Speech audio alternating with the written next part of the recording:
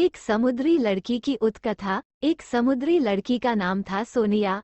वो अपने माता पिता के साथ समुद्र के किनारे रहती थी। सोनिया बचपन से ही समुद्र को बहुत प्यार करती थी। उसके लिए समुद्र कुछ खास था। वो उसे अपना दोस्त मानती थी, जिससे वो हमेशा अपनी बातें कहती थी। एक दिन सोनिया अपनी माँ के साथ समुद्र तट पर घूमने गई थी। उसने समुद्र में एक छोटी सी बूंद देखी जो उसके नजदीक आ रही थी। जैसे ही बूंद उसके पास पहुंची, सोनिया को लगा कि वो उससे बात कर रही है। बूंद का रूप धीरे धीरे बदलने लगा और एक अद्भुत समुद्री स्वरूप में बदल गया। वो समुद्र का राजा था।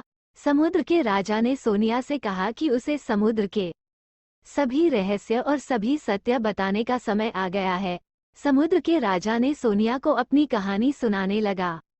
उसने बताया कि समुद्र के भीतर कितनी जिंदगियां होती हैं जिन्हें हम देख नहीं पाते। उसने बताया कि समुद्र के बीच में एक जगह थी जहां समुद्री जीवों का एक बड़ा समूह रहता था। वहां पर उन्हें अपने जानवरों की तरह पालने के लिए सारी सुविधाएं थीं।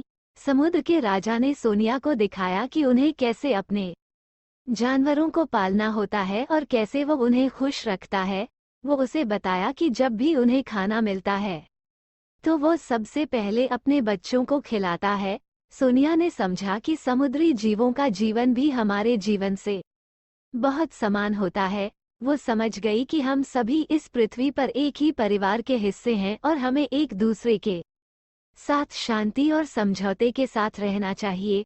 सोनिया ने समुद्र के राजा से विदाई ली और उसने समझा कि उसने एक बहुत अद्भुत अनुभव किया है।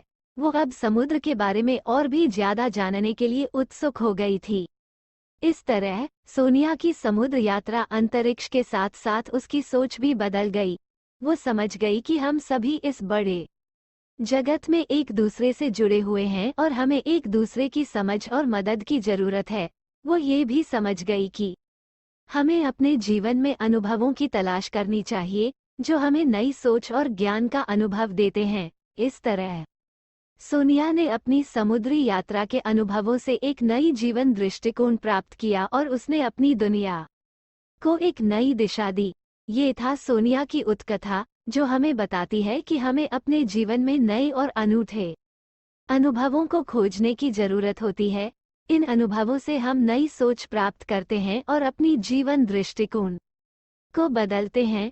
यदि आपको वीडियो पसंद आई हो और अगर आप भोलेनाथ के सच्चे भगत हो तो आप वीडियो को लाइक करें, साथ ही वीडियो को शेयर करें। नीचे रेड कलर के सब्सक्राइब बटन को जरूर दबाएं। धन्यवाद।